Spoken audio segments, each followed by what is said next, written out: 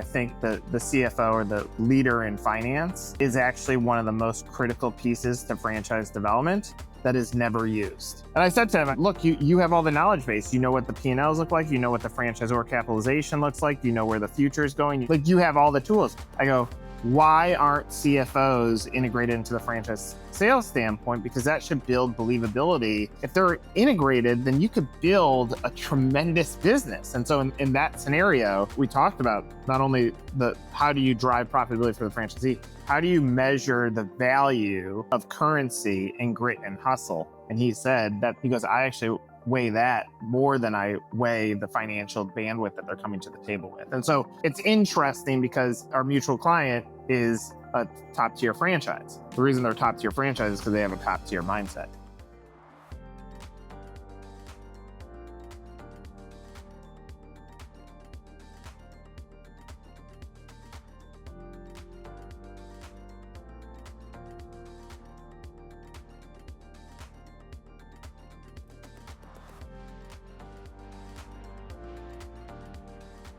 Well, Nick Powills, thanks so much for joining me today on RevOps Champions.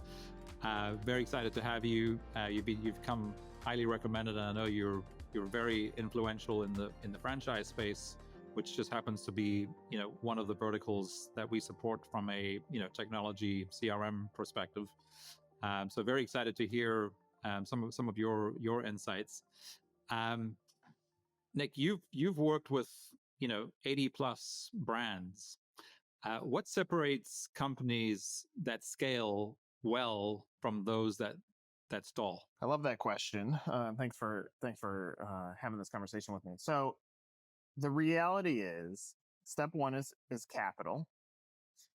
There's so many brands, and it's such a complex thing in franchising. There's so many emerging brands that they come to the table. Some franchise consultant says it costs $100,000 to franchise your business, and they spend $100,000. Like, yes, I'm a franchise.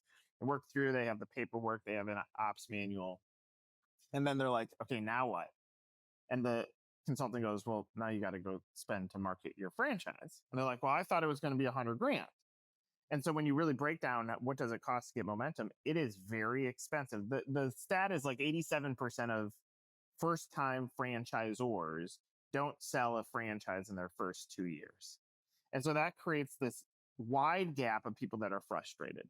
I had a client, Big Blue Swim School, and I love this example.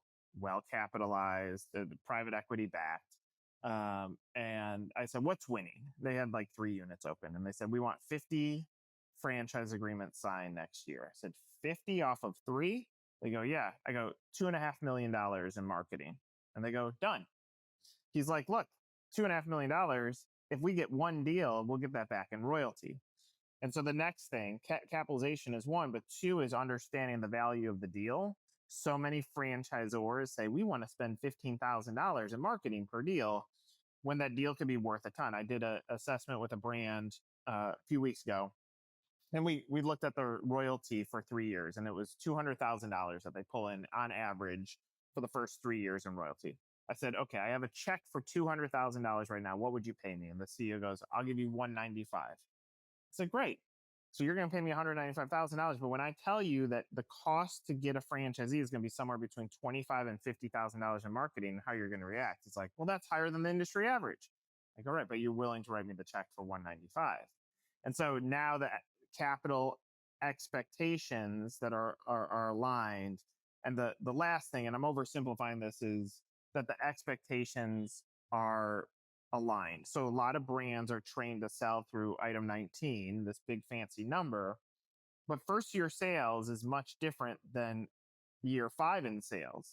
And so if they sell on these big numbers, franchisee gets out of the gate, they did it, the franchisee is not well capitalized. They might have signed a multi-unit agreement, and then the franchisee stalls out. Expectations were met. They signed a 3-unit deal. They open up one. They're like, I'm going to pause for a second. Those other 2 don't get open, but they've cannibalize the territory so they don't grow. And so the same thing is true, expectations and capital for the franchisee. So it's not overly difficult, but too many businesses franchise that do not have good P&Ls without enough capital, without the expectation setting, and then they look around and they blame everything else for why they're not growing. But it's fairly simple math.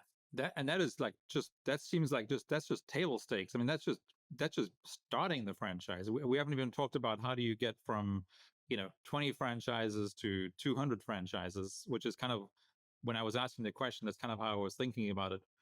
But you've just really, I guess, enlightened me about something that is so foundational that I haven't really thought about too much, but makes total sense because I've seen it happen around me over and over again, through people that I know who've either started a franchise or bought a franchise or just seeing how the market works. And then the other thing that's been really interesting in our journey supporting franchises from a sort of a technology and data perspective as they scale, that was really frustrating for us in the beginning, because in the beginning there were franchisees were approaching us to say, can you help set us up so that we can run our individual franchise, or if they have 2 or 3 franchises. But that was, we knew that was not really going to go anywhere, because if the franchisor is not supporting what they're doing, it's just a matter of time before the whole thing falls flat. So we knew that for that particular brand to be successful, we needed to start working with the franchisors. But then again, finding franchisors who were actually had the vision and the focus to really grow a brand of increasing value over time versus just selling franchises and making money was a really, really interesting journey, and it was a lot longer than I expected it would be. But now that we've landed, with a number of large franchisors who really have that vision and are looking at scaling the entire brand, in other words, helping their franchisees be really successful, because knowing that if they're franchisees, whether it's 50 or 100 or 200, if they're successful, then the whole franchise brand is successful, right? But really, really interesting perspective that I hadn't thought about before. I'm on the board of a brand, and they came out with some big growth goal, and I say, great, you can grow taller. I understand the viewpoint. So, but what if you grew fatter? They're like, what do you mean? I go, what if we focus on driving profitability back to the franchisees? I say, because let's just say we want to add more to get to X in revenue. Well, we can get there by making our franchisees make a little bit more money, because we'll get it off of royalty. And if we do that, then we can grow taller. Grow fat first, then grow tall. And then that's the challenge. I think bootstrapping gets stuck on brands. I think selling franchises versus developing franchisees. We have a client, Slim Chickens. What I love about their story, I was with their founders years ago. They have just a few units. I said, what's winning? So I like to understand, what are they trying to accomplish? They said, we want 25 franchisees who each own 5 units. I said, great, by when? They said, whatever it takes. We're going to be protective of our culture. That's who we're looking for. We're going to qualify that way. We're not looking for single unit franchisees that are going to stall out. We want these 25 that are going to show 5. Now, flash forward, they're $1 billion business. It's not hard to do these things, but the mindset of leadership, they might go too cheap on things. They might not reinvest in the franchisees that can actually make them more in royalty. They don't look at the holistic value of one franchisee and what should we continuously invest in them to make them more successful, which in turn will make us more successful too. Yeah, that's really interesting, and makes a lot of sense. So lifetime value is a metric that's used in many industries. Does it exist in the franchise industry? I wish it did. And that's why I'm not like the lifetime value. Lifetime value has 2 sides. I'll give you a consumer example. We have another client. They figured out the lifetime value of a customer. It was $3,000. They also knew that the cost of acquisition per customer was about $75. Okay, so $75 to get 3,000 for their franchisees. So they also understood what the break-even point was for their franchisees. And so when we did this evaluation on the viability of the business, I look at item 7. I'm looking at how much are we spending on grand opening, and how much are we putting as operating capital? And it could be almost the same thing. I said, so we know that it's $75 per customer. All we got to do is the math. And so they were suggesting to franchisees to spend $10,000 on grand opening, whereas if they recommended $42,500, the franchisee would break even in their first 6 months. They would be very positive because they were actually making money and paying off their debt, and they can build a portfolio. And so year one, we looked at the data, 30 out of their first 32 were not profitable. We changed this script, and now all of them are finding the break even because we knew what the lifetime value of a customer is. So on the franchisee standpoint, absolutely not. I hear so many CEOs say the value of the franchisee is that franchise fee. I'm like, you're backwards. It is the royalty. And I'm just asking you to look at 3 years of it. And if that franchisee buys another unit or opens up 3 units or 5 units, imagine what that franchisee could be worth to your system. Like, you could actually build something that is exitable. So no, in the industry, very few are looking at the data points and building good business around it. And it's a shame because if they did, like, there's plenty of opportunity to build tremendous enterprise value. Yeah, because as you were explaining the whole sort of capitalization or the lack thereof, or the understanding of capital required to reach the sort of expected value or the potential value. I mean, that was the metric that popped into my mind was, well, have they figured out the LTV, both at the franchisor level as well as the franchisee level? And it was, of course, one of the other things that you alluded to now as you were responding to that question was that we also know that in many cases, franchisees are looking to the franchisor to guide them as to what the metrics are that they should be using, right? Because they might not understand whether it's industry related or not. This one you would think would go across all industries, but if the franchisor is not making, LTV, so lifetime value, part of the conversation from the very beginning, then chances of them understanding the required capitalization and all of that is probably not going to happen. What happened? You and I have a mutual client. I did a podcast yesterday with their CFO. What I said at the end of it, I said, I think the CFO or the leader in finance is actually one of the most critical pieces to franchise development that is never used. And I said to him, I said, look, you have all the knowledge base. You know what the P&Ls look like. You know what the franchisor capitalization looks like. You know where the future is going. You have all the tools. I go, why aren't CFOs integrated into the franchise sales standpoint? Because that should build believability. And if the CFO is aligned on enterprise value, and that's where the discussions go, they're so often out of the discussion. It's in a separate category. If they're integrated, then you could build a tremendous business. And so in that scenario, he is. And so we talked about not only how do you drive profitability for the franchisee, but how do you measure the value of currency and grit and hustle? And he said that, he goes, I actually weigh that more than I weigh the financial bandwidth that they're coming to the table with. And so it's interesting because there are brands that our mutual client is a top tier franchise. The reason they're top tier franchise is because they have a top tier mindset.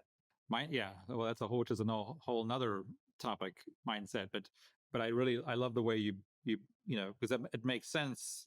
The sort of what we've been talking about so far. If you have a strategic CFO involved in advising everybody from the franchisor all the way down, then clearly your chances of success just getting off the ground in the first place are going to be that much higher, with clear expectations, what the investment needs to be at every step of the way, right? Yeah, really interesting. That was not where I expected this to go.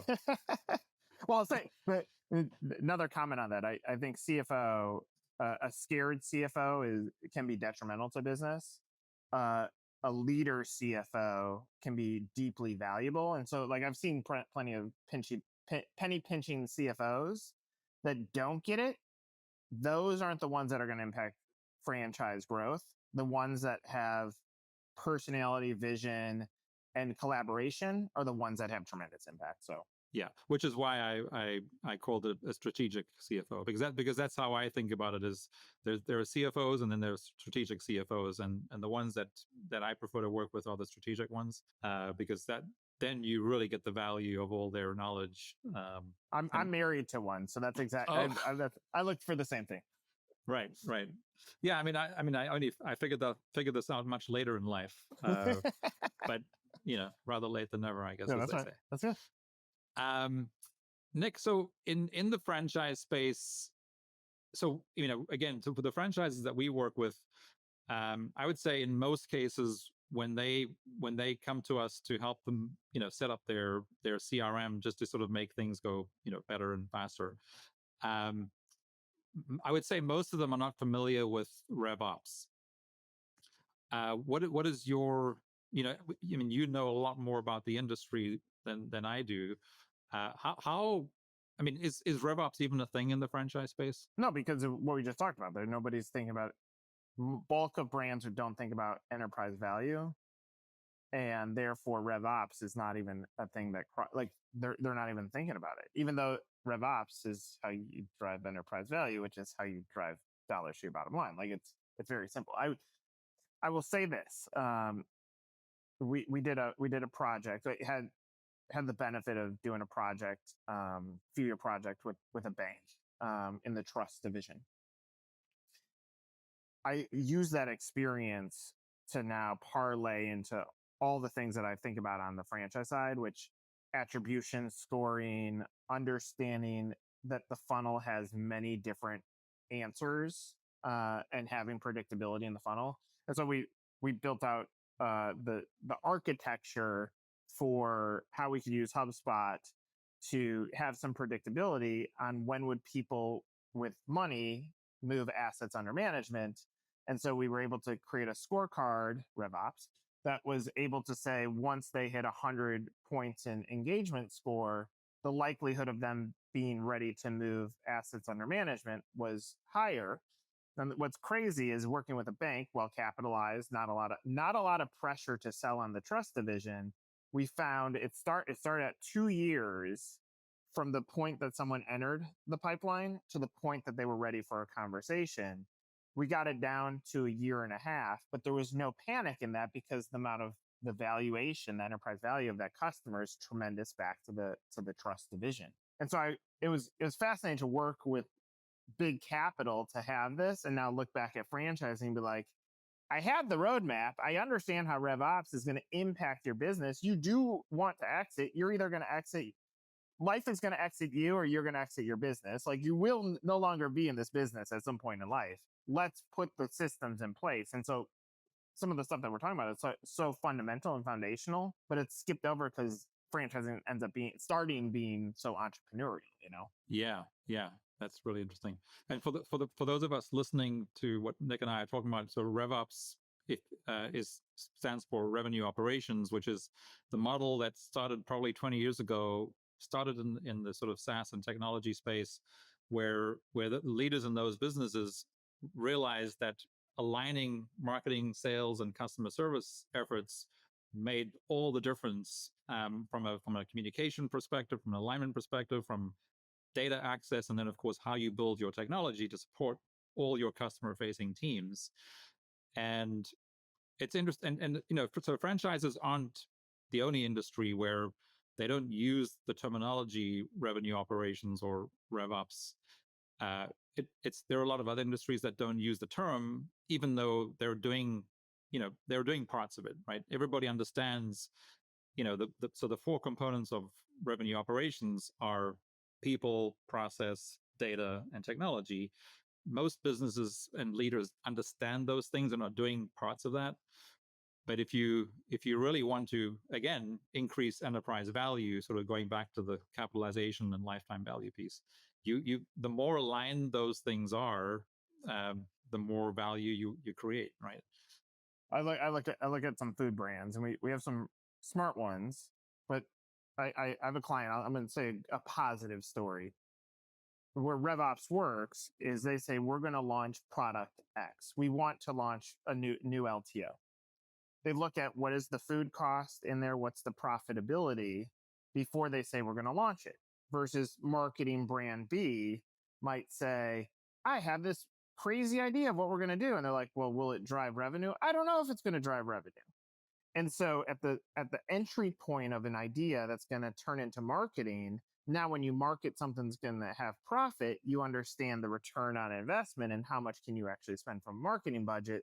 That now when it gets to the operational side, now we know how to operationalize when the customer comes in to give them the experience that we've now set up from the beginning. And so it's rare that marketing thinks this way. They don't think through P&Ls. And so like the strategic CFO ends up being so critical to now put RevOps into a system to get all systems talking to each other. And obviously with technology being at the forefront, so that the decisions that you make at the franchisor level that are going to impact at the franchisee level actually drive dollars to their bottom line. Like that has to be the goal in franchising. Which is actually interesting to sort of circle back on that, because we've seen, as more and more of the clients that we're working with understand the value proposition of RevOps within their business, whatever the industry is, the more we have the CFO as part of the buying group on the client side, the more successful the whole thing is, because they're able to understand and then explain to the rest of the leadership team, if we do this and we invest in this, this is the potential upside, and there's really very little downside. Yeah, there's nothing. And you also pay for yourself in that scenario, because you know the impact that you could cover your expenses right away and the CFO is going to be like, I like that. You cover your costs. Now let's get into the business of making money. I guess just sort of back, so you started talking a little bit about sort of, funnels in the franchise. So if in the franchise space, and I guess, so you've mentioned a few sort of brands and industries, and so we work even though we work with a number of franchises, very few of them are in the sort of B2C space.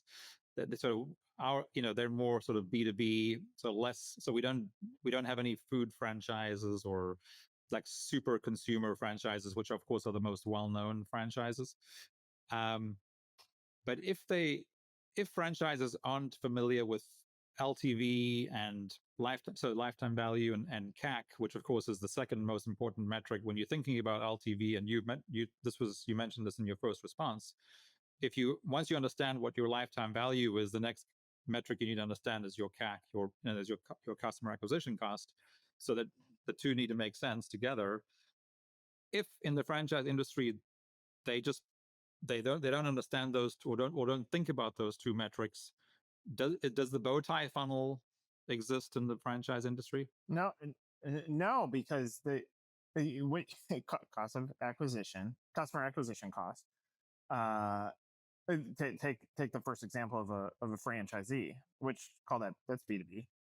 If a franchisee, if the lifetime value, and I'm just taking 3-year value of a franchisee, is 200,000, like the real number that I recommend back to brands, this on the customer side, B2C and B2B, is a third.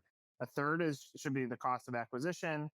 That means a third is the serviceable operations for that acquisition, and then a third is profit. Like that ends up being the best case scenario. And so at 200,000, you're talking about spend somewhere in the range of $60,000 for customer acquisition. Now all of a sudden the value in 3 years is going to be tremendous, obviously much larger on the lifetime value. And so understanding that, what percentage of brands understand that? I've made we have 100 clients right now, maybe 3. And what's interesting, like, and circling over to the funnel, I could say, and I'm going to give a data point, 6.4 months right now is impression to inquiry. And the reason we got that is all through franchisees telling us. It's not really data backed. It's them saying, from the time I learned about a franchise to the time I bought was 6.4 months, if the investment is south of $500,000. The reason we went the route of hand getting that information is because if I said go invest in a HubSpot or understand attribution scoring, they're like, no way. Like they just want the off-the-shelf CRM system. They don't want to invest in it. They don't care about the data. But even those that do, after I say this and we talk about this, it's going to take 6 months. We could spend $1 million today. It's not going to get you anything, but 6 months from now, you're like, oh, here comes some stuff. There you go. Well, where are my leads? And so that's the hardest part about, I think, marketing with entrepreneurial mindsets. The bank was great. Bank is like, it's going to take us 2 years. You can spend as much as you need. Here's our budget. Go spend it. Let's make sure we have the indicators that it's working, that it's filling, that's impacting variation in the funnel. Go spend the money. Franchisors are like, I hear you, but I spent $10,000. I got no leads this month. I'm like, right, but those are going to turn in 6 months from now. Like it's not going to happen this month. And so I can say it and educate, and still then they don't understand the funnel. So long-winded to say, no, franchising is so behind the curve on how do things actually work that the more that you and I can help them understand it, the higher chance we're going to have of building great businesses for the franchisee and the franchise. And again, and that's, as you know, it's not unique to the franchise industry, right? There are a lot of industries that are still too heavily over-indexed or focused on just driving net new, whether it's clients or customers, and even though they've heard the adage in some form or another that the most valuable customer is the one that you already have, they don't run their businesses that way. It's just like, we need more leads. We need more leads. It's like, well, are you taking care of the customers that you already have? And for those folks listening who don't know what the bow tie funnel is, you take the classic sales and marketing funnel, turn it on its side. That is maybe half the value, typically less. The other half is the other half of the bow tie, which is the value that a customer is, the value of a customer to a business once they're a customer, and that just continues to grow and grow and grow and grow, as long as you're providing value to them and taking care of them. Well, this was the issue, I think, with Groupon was a tremendous idea, but Groupon discounted the product or the service or the offering, and therefore the bow tie, like it actually, like it shortened it. It used to be like this, and Groupon made it like this, but they came in and this was on the other side. This is the size that we want it to be on the other side of the funnel, and it was like this. And so they're like, oh, I got so many customers, but they came in because they wanted the discount, not because they actually want to be a viable customer. And so the lifetime value of those customers was low. And so most brands couldn't even understand, like, okay, we got what we wanted, but we're not getting return on the business. So it's so fundamental. But I think some of this stuff, I mean, I relate a lot of things to dating. I mean, it took me a long time to find my wife. And if I use that example, and then in our marriage, then we had to build to have kids and a house and build the family that we wanted. And that's the bow tie funnel. But so many, like if I say, did you get your spouse on the first try? And they're like, no, I dated. Okay, you understand how this works. Now cross-apply this back to business. Yeah, we use that analogy all the time, and there's probably a better one, but I haven't thought of one yet, which is, it's kind of to your point, you walk into a bar and you ask the first person you meet to marry you. That just doesn't work that way, right? But that's still how so many of us think in business. It's like, well, why not? It's like, you have to play the long game, right? I guess is look at education. Education goes 12 years and then call it 4 for college. So you're talking about a 16-year run of education to now get on the other side of the bow tie.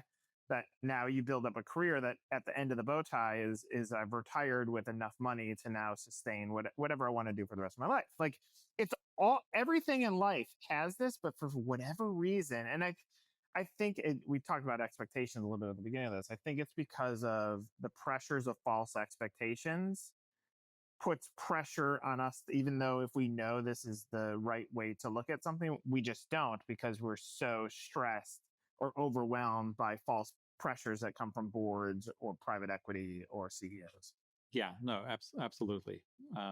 Yeah, I mean, some of these things are so fundamental, but I think we get sort of, as business leaders, we just get caught up on the wrong things, and we're focusing on the wrong things, and that we don't realize it until we hit a wall, and eventually something that someone said 6 months or a year or longer ago suddenly clicks, and they go, oh, that's what I need to do now. But anyway, I guess that's just human nature.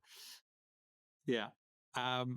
So Nick, in your experience, what goes into the decision-making process when franchises are evaluating new technology for their teams? I don't think you're going to like the answer, but it starts with what's the cost, not what's the outcome.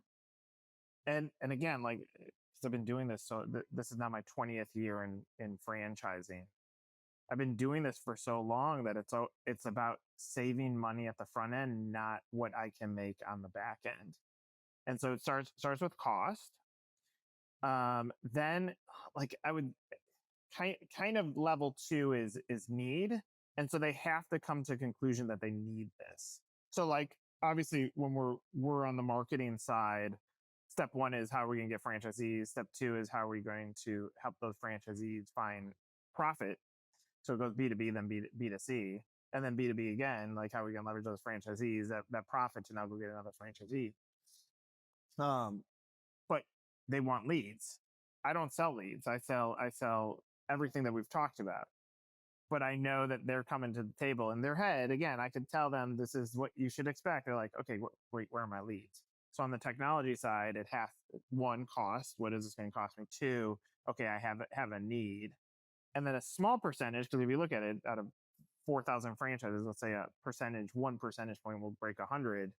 Now you have the ones that actually get it and build infrastructure, or pull in a professional CEO from the outside that understands that the tech stack is part of how we sell this franchise. And so they have to almost go, like the emerging brand has to go through this transformation to now realize that tech solves. I will say for positive, I think chat GPT or AI is going to help shorten the sales cycle for technology, because it's going to say like, here's how you build good business. And I think entrepreneurs will listen more to the AI than they might listen to other humans. So the AI is going to help guide them there. And then I think the home service business, because it's exploded, tech stack is so important there. Like, what is the customer experience from the point that I decide I want a service to it coming to my home, to its servicing, to how I pay for it. So there's been tremendous technology that's been built in that category. And so the more the fundamentals that impact the franchisee will end up impacting the franchisor, which will make them make the decision. So cost, need base, and then the pressures from the outside world is how they go about it. That's really, really interesting. So 2 things that I really loved about that, and when you started that, you said I'm not gonna want to hear this, but I mean, ultimately, I believe feedback is the breakfast of champions, and anything we can do to help franchises think differently so that they can grow the value of their businesses, that's what we're here for, right? And so you said 2 things. I'm going to start with the second one, which is you were talking about I asked you about how do franchises think about investing in technology, and you talked about customer experience, which I love because that's what we do and think about all day. Whereas what you're saying is, because so many of them are stuck in the fact that it's all about how do we generate leads, they don't realize that the most important thing that they should really be focused on is customer experience. And I just love, because we talk about all the time how technology and customer experience are 2 sides of the same coin. You cannot scale customer experience. I mean, especially in a franchise environment, but in any other business, you cannot scale customer experience and beyond the people that are there to provide it. And if that's what you want to do, that's great. But most franchises cannot scale in that fashion, so they have to use technology to scale, right? So love that part of your answer. Then the other one was, you talked about cost. They think about it, the technology is a cost, not an investment. And one of my mentors recently, this is Dharmesh Shah, the co-founder of HubSpot, who, if anyone who's listening doesn't follow him, he's just amazing.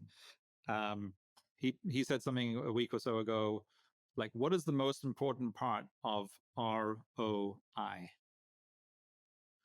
And you could think about it, and he obviously thought about it before he posted this, but of course the answer is, it's the I.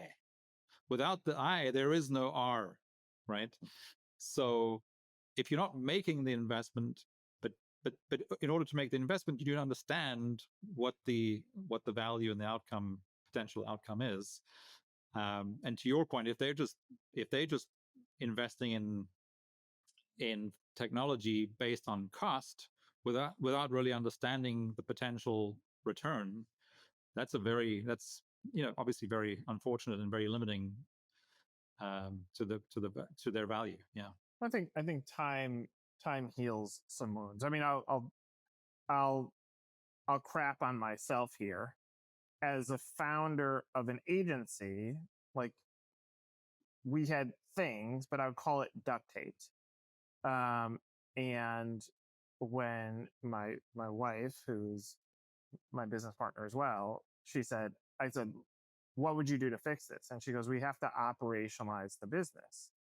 I said, yeah, but that's a big cost. And we use a technology piece, call it about $250,000 investment in the business. I was like, that's a lot of money. She goes, right, but the return will end up being less turnover on our staff, which will create less turnover on our clients, which means we actually operationalize something that could actually be sellable, that if we go sell this and exit the business, it's like, here it is in a package.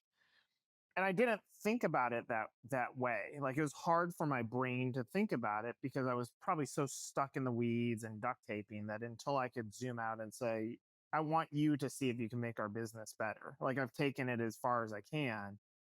And it's interesting because now this year turnover is low on both employee side and customer side. And we've swung so far the other way. I think we're still going to have to meet in the middle on expectations and KPIs and things like that.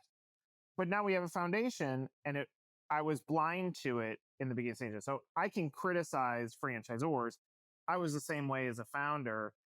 It should be IOR, investment on return, because if I would have thought about that early on, then great talent that we may have lost, which then could impact client experience, may have not happened at the pace that it did. And so it took time. So I've owned this business since 2008. We just put we did the technology last year. So it took 13 years before I was even willing to have that discussion. And so I'm all in alignment in invest on your return. But sometimes I think it takes time for someone to say, okay, now I get it. Like, it makes sense to me, Yeah. No, and I mean, you're absolutely right. And that's a good reminder that, you and I aren't here because we've done everything perfectly from day one, right? But part of a big reason that we're here is we're sharing the things that we learned the hard way, that we wish we had done earlier and didn't. And that's part of what makes us so passionate about wanting to help other people, create that shortcut so they don't make the same mistakes that we did, And we will all, because 90% of being a leader in business is making decisions.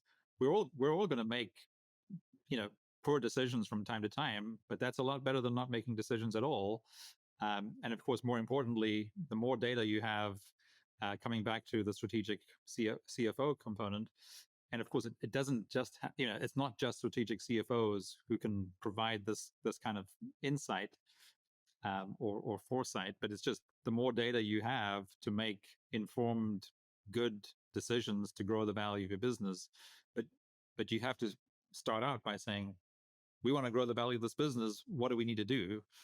And you've touched on this already a couple of times, which is the value of any business is typically based on two things.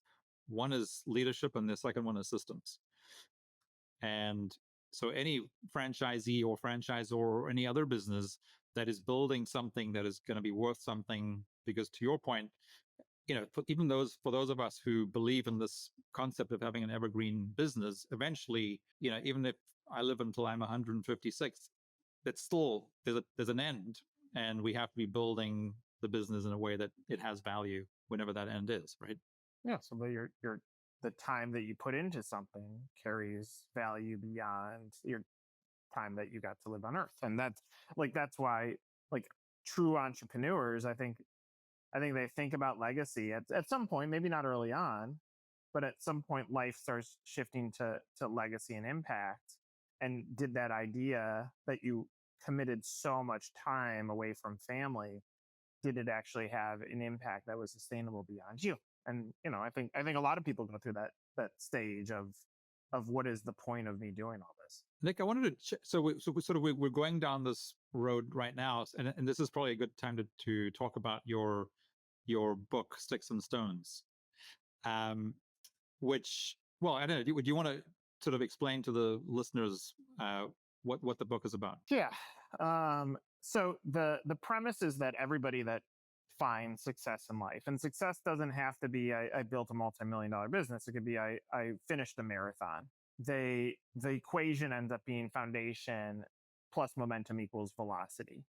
And in that foundational element, there tends to be some sort of pain. And so for me, I weighed 305 pounds in high school, and the battling against that weight and all the bullying and everything else was pain during that point. And at some point, I turned it into fuel, and it turned into a motivator. It's why I get up and exercise every day. It's like why I put the food that I put in my body.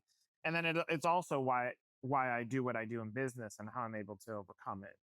And so the premise is that Michael Jordan gets cut from his basketball team. Walt Disney was said that he wasn't creative.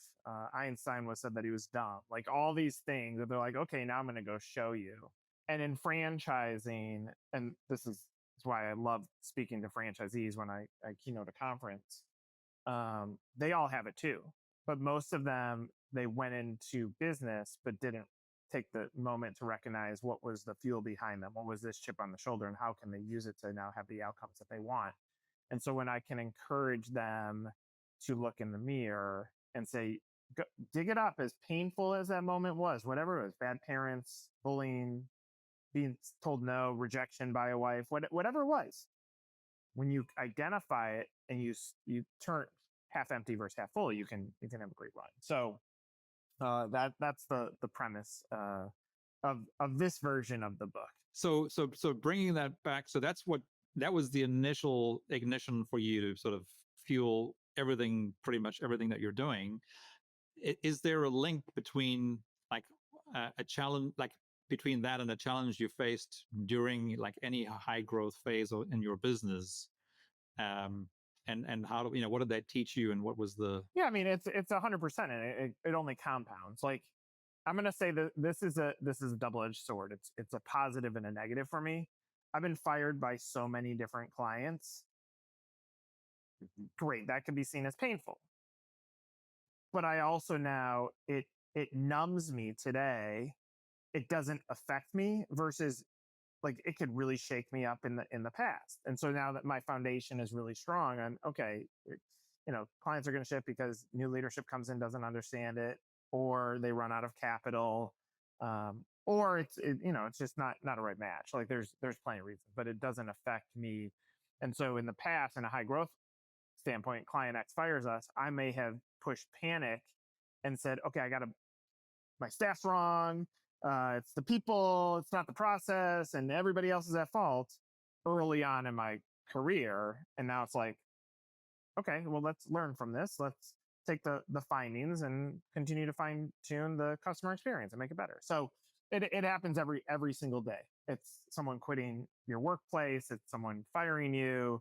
It's something, an outcome not happening the way that you expected it to, or the data told you X and it turned into be Y. And so now all those things help me navigate life and business, because you're going to get thrown punches all day long. And so when you figure out how to navigate those things, it can make you only stronger. So and it's funny, for those folks who aren't able to relate. I mean, because you see all these quotes from some of the most famous humans who've ever walked this earth. So pick your favorite one, but it's the message is there over and over and over again, which is you're judged ultimately, and you need to judge yourself not by how many times you've fallen, but how many times you've gotten up, right? Which is because one of the other things that we've learned is that your biggest sort of improvements in life typically happen after some of the worst things that have happened in your life, right? I mean, if everybody maps their life going back to being a kid, it's really interesting. Every time someone does this, it's like this was a low point in my life, and then suddenly there was a high point, and then it went along, and then there was a low point, and then it was followed by a bigger high. And it's just interesting how it just, again, this thing of growth happens when you think you're in your most sort of desperate times, right? Riding a bike. First time you get on there, there's no, I would imagine maybe 1 out of a million is like, I knew how to ride a bike on the first try. But majority, you fall down, you get a bump. And then the beauty and the achievement and the excitement and the goosebumps of now you actually know how to ride a bike. Like this, it's the same thing that happens over and over and over again. And it's mindset to some degree. It's like I've tremendous friends who have battled through cancer. And so the cancer is they fell off the bike. But they say, I'm going to have the mindset. I'm going to commit to battling something that I didn't plan for this. And they battle through and they ring a bell and they feel pretty good. And then I have plenty of friends who have battled as long as they can and then end up getting defeated. But they don't look at, I got defeated in life. They go, I gave it my best. And so like, it's all this is training ground for business. Like I joke about this. I often say like, what's the point of this? Like when a franchise, I'll say that's our staff. A franchisor is yelling like, where are my leads? I'm like, when we die, we're not going to be sitting at that deathbed saying, oh man, I wish I got that franchise more leads. You're going to say, I did my best. I was a good person. I had integrity. And that's what counts. And that's where like when you zoom out of what this life is, none of the pressures really matter that much. And I think it's good to sometimes have that perspective. Yeah. It's interesting. I'm going to say one more thing, and then I'm going to ask you one more question. Then we will wrap. But so I mentioned earlier for those folks listening how like we think of the 4 components of RevOps, which also just happen to be the same 4 components of growth in any business. It's people, process, data, and technology, right? And there are different versions of that, but that's the version that we use because we haven't been able to break it. But ultimately, what it comes down to, and I think what we're talking about here, is that the process, data, and technology components are pretty much useless if the people component isn't taken care of first, right? And when we talk about people, it's about leadership, it's about culture, values, communication. Without those things, you cannot scale anything anyhow, except scale bad things, right? So once you've got the foundational people pieces in place, which of course is reliant on us as leaders being good leaders and vulnerable leaders and all that kind of stuff. Once you've got that, then okay, let's talk about what are the processes we need to create value in this business. What are the key data or metrics that we need to track to make sure we're measuring and being successful. And then the technology piece, of course, is really the last piece. It's then once we've got all those 3 figured out, how do we bring in technology, whether it's a CRM or CRM plus AI or whatever your understanding of technology is. How do we bring technology in to make our data more readily available, our processes more automated and better, to provide a better experience, and to make have our people be more aligned, improve communication, et cetera, et cetera. Anyway, so to just sort of end back to where we started, and Nick, as we wrap up here, what is one, I guess, word of advice that you would give to the folks listening who are thinking about scaling, whether it's an individual franchise or a few franchises or an entire franchise brand? I mean, I'll make this very, very simple. What you just said is the magic piece. And so I think so often founders value revenue without the other pieces. And if we say, okay, so what was important about your statement? People, getting HR or culture, whoever's going to be in charge of recruiting in the right people for forever, I would say I got it right 1 out of 10 times, because I was valuing revenue more than I was that first part. So the people ends up being critical. Process ends up being second. And so I said, it took forever. It took us 13 years of operating this business for me to understand that process is going to impact people and is going to impact revenue. And obviously, we talked about the impact of technology on both of those elements. And so what you just said, you just gave the roadmap to a good business. Like if I was going to start this over again, hire one is who's going to manage my people. Probably not the lady that goes to the Coldplay concerts, but I'm going to hire the right person there. And then the strategic CFO, like then mixed with a founder, those three positions seem pretty good. And then you cross-apply that for a franchisee. It's the same thing. Who's going to bring in your people, make it count there. And sometimes you can do that. You as a founder might have that skill set. But oftentimes I think founders focus on revenue first, and rev happens after you do those other critical pieces. And I think the advice is there. The blueprint is there. It's whether people want to follow it or not. Nick, thanks again so much for being on the show. I look forward to chatting again soon. I'm pretty sure we will talk again. So thanks so much. For the time. Take care.